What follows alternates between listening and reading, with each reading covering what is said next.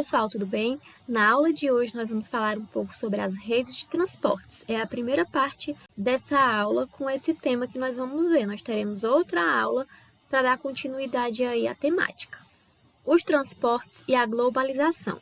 Eu não posso deixar de falar de globalização quando eu falo da rede de transportes. Por quê? A rede de transportes está diretamente ligada com o processo de globalização e nós vamos entender o porquê. Primeiro, eu tenho que entender o conceito de globalização para poder compreender como globalização se liga aos meios de transportes. O que é a globalização? Globalização é a integração das diferentes partes do mundo. Essa integração, ela não é a aproximação física das diferentes partes do mundo. O mundo não está se aproximando fisicamente, mas ele vem se aproximando, se integrando através de produtos, de mercadorias, através do modo de vida, filmes, propagandas. Então, é como se o mundo estivesse se aproximando, a impressão que nós temos. Isso é o processo de globalização. É essa integração das diferentes partes do mundo. E ela vai ocorrer quando os produtos, as pessoas, as propagandas, elas vão de uma parte do mundo para outra. Elas conseguem chegar em diferentes partes do mundo. E aí nós temos a ideia dessa aproximação cultural, dessa aproximação física, mas que realmente ela não ocorre. Nós só temos a impressão da aproximação. O que acontece é só a ida e vinda de pessoas, de mercadorias, de propagandas de diferentes partes do mundo. Isso é o processo de globalização. E para o processo de globalização ocorrer, nós vamos ter os meios de comunicação para levar informação das diferentes partes do mundo, propaganda, filme, e nós vamos ter os meios de transportes para transportar pessoas de diferentes partes do mundo, para transportar mercadorias de diferentes partes do mundo. Então, para ocorrer essa ida e vinda de mercadorias, de pessoas, para a ocorrência do processo de globalização, é necessário meios de transportes cada vez mais eficientes e mais rápidos. E aí, os meios de transportes foram evoluindo e se tornando cada vez mais rápidos, cada vez mais efetivos no processo de globalização. Então, é mais ou menos isso. Eu preciso de meios de transportes mais eficientes, eu preciso de meios de transportes cada vez mais rápidos, que sejam velozes e que consigam transportar pessoas e mercadorias em menos tempo. A matriz de transporte. O que é uma matriz de transporte? Uma matriz de transporte é o conjunto de meios de transportes diferenciados que compõem aí a logística de um país para transportar pessoas e mercadorias. Então, o Brasil tem uma matriz de transporte. Ele tem um conjunto de meios de transportes que servem aí para fazer esse processo de transporte dentro do nosso país. Então, cada país tem uma matriz de transporte. Por que a matriz de transporte é importante? Porque é ela que vai promover o desenvolvimento econômico no país. Ela que vai levar e vai trazer mercadorias. Ela que vai ser responsável por levar e trazer mercadorias. Então, vai haver ou não fechamento de contratos econômicos, né? Então, a matriz de transporte de um país é muito importante para a economia, para o crescimento econômico. Como é que uma matriz de transporte tem que ser para ocorrer o desenvolvimento econômico? Uma matriz de transporte, ela tem que ser diversa e tem que ter um equilíbrio entre os meios de transportes, para não sobrecarregar um meio de transporte ou outro. Certo? Então, tem que ter uma diversidade, diferentes meios de transportes e um equilíbrio no uso desses meios de transporte. Vou citar um exemplo. Imagina que um país só utilizasse o meio de transporte rodoviário para transportar seus produtos. Imagina o trânsito, imagina o tráfego de carros, de caminhões. Então, não ia ser tão efetivo para o transporte em grande velocidade, em rapidez, né? O que é necessário para uma matriz de transporte ter o desenvolvimento econômico. Então, a gente precisa de um equilíbrio no uso desses meios de transportes dentro da matriz. E quais são os meios de transportes que nós temos dentro de uma matriz de transportes? Nós temos os transportes aéreos, que nós utilizamos aí o tráfego aéreo, o ar, como aviões de carga. Nós temos o transporte ferroviário, que é o que usam as linhas férreas, né, como os trens. Nós temos os transportes rodoviários, que utilizam aí as rodovias. Os hidroviários, que nós utilizamos aí a água, né, como rio, como mar. E os dutoviários, que nós utilizamos os dutos, que são tubulações, canos. Esse tipo de transporte dutoviário, ele é mais utilizado para transportar petróleo, gás, alguns tipos de fluidos. Esses dutos, eles são ou submarinos, né, dentro do mar, ou subterrâneos, dentro da terra. Eles não ficam visíveis. Quando eu falo em ter um equilíbrio na matriz de transporte, é mais ou menos isso aqui, ó. Eu quero que vocês olhem. Olha só. Olha como é a matriz de transporte no Brasil hoje. Nós temos um maior uso do transporte rodoviário, 25,2% de ferroviário, 12% de aquaviário e 4% de outros tipos. É emitido de gases poluentes, como CO2, gases do efeito estufa, 39 milhões de toneladas de gases poluentes, porque não há um equilíbrio na matriz de transportes brasileira.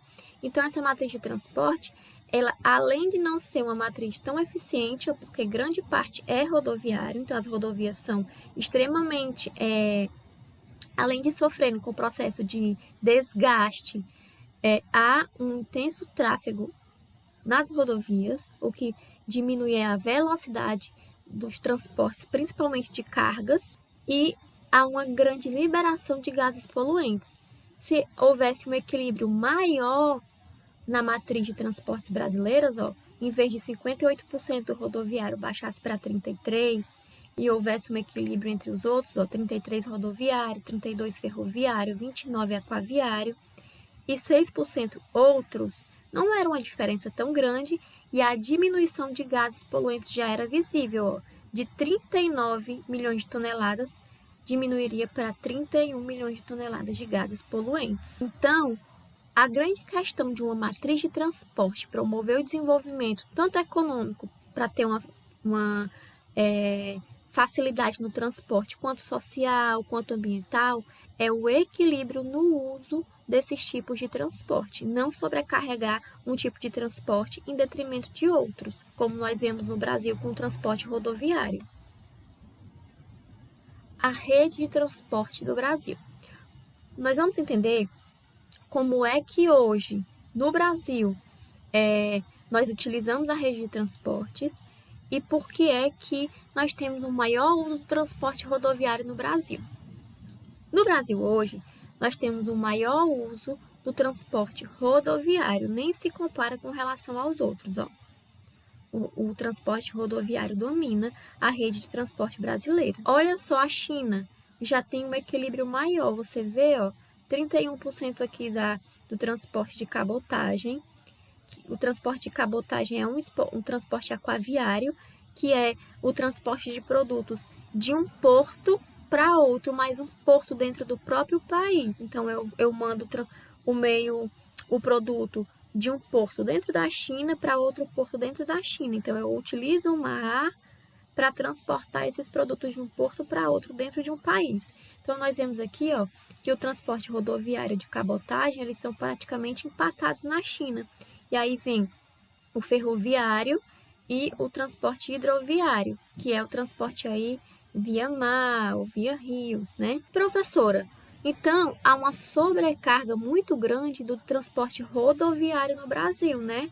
Por isso que quando eu peço um produto lá em São Paulo, demora tanto tempo para chegar aqui, porque nós só usamos praticamente 70% do transporte rodoviário. Mas por que é que nós utilizamos hoje o transporte rodoviário em grande parte do transporte de produtos e de pessoas dentro do nosso país? Foi uma construção histórica, tá? Nossa rede de transporte, ela foi sendo construída para suprir a necessidade de atividades econômicas. Vou aqui mostrar para vocês. No século XIX, até o século XIX, a base da economia era o café. Então, foi construída muitas redes ferroviárias para transportar esse café, né, essas sacas de café, através dos trens, das Marias Fumaças.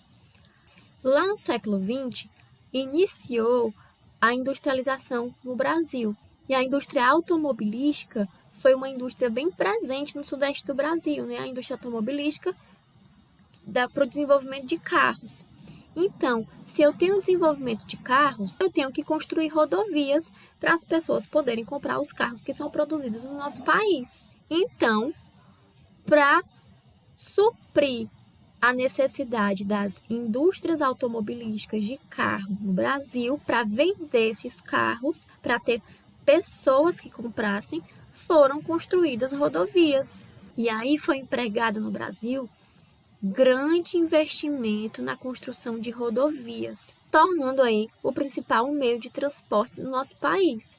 Não houve tanto investimento para a implantação de infraestrutura para os outros meios de transporte. Então, as rodovias é que ficaram sendo aí, recebendo grande parte da leva de investimentos para a implantação de infraestrutura, e nós utilizamos hoje o meio de transporte rodoviário. Então, é por uma questão histórica e por uma questão econômica. O transporte ferroviário. Nós vamos ver um pouquinho hoje sobre os transportes ferroviários. Na próxima aula, nós vamos detalhar melhor outros meios de transportes. Os transportes ferroviários, eles são meios de transportes através de linhas férreas, como os trens. Ele possui algumas vantagens e algumas desvantagens. Vou dizer algumas delas. Ele tem um menor custo ao transporte de longas distâncias, tá? Como ele vai seguir uma linha férrea e o único meio de transporte que vai passar nessa linha férrea é o transporte ferroviário, ele não enfrenta problemas com congestionamentos. Por isso que fica melhor para transporte de longas distâncias, porque ele é um transporte caro. Então, a custo-benefício, o preço do meio de transporte, você tem um benefício dele não ter congestionamento. Então, ele é melhor para transportes de longas distâncias. Devido à extensão do seu meio de transporte, do trem, por exemplo, você consegue transportar produtos de grande peso e tamanho. É um meio de transporte que ele vai transportar produtos e pessoas independente das condições climáticas, diferente dos transportes rodoviários. Por exemplo, quando tem chuvas muito intensas, os meios de transporte rodoviários eles sofrem alterações. O meio de transporte ferroviário não, tá? Ele vai seguir naquela linha férrea, independente das condições climáticas. Mas possui algumas desvantagens. Vamos ver quais. Não possui flexibilidade no percurso. Ele sempre vai seguir aquela mesma rota, que é a linha férrea, tá? Vamos ver outra aqui. Ele é pouco competitivo para as pequenas distâncias. Acaba que eu posso utilizar um meio de transporte mais barato para as curtas distâncias, tá? É elevado o custo de manuseio e manutenção. Então, ele tem um custo de manuseio dos equipamentos e manutenção muito caro. Então, esse é o transporte ferroviário. Ele é um transporte extremamente eficiente para grandes produtos pesados e grande leva de pessoas, mas para transportar a longa distância, beleza? Então, nós vamos ver um pouco melhor sobre outros meios de transporte nas próximas aulas. Espero que vocês tenham gostado e até a próxima aula.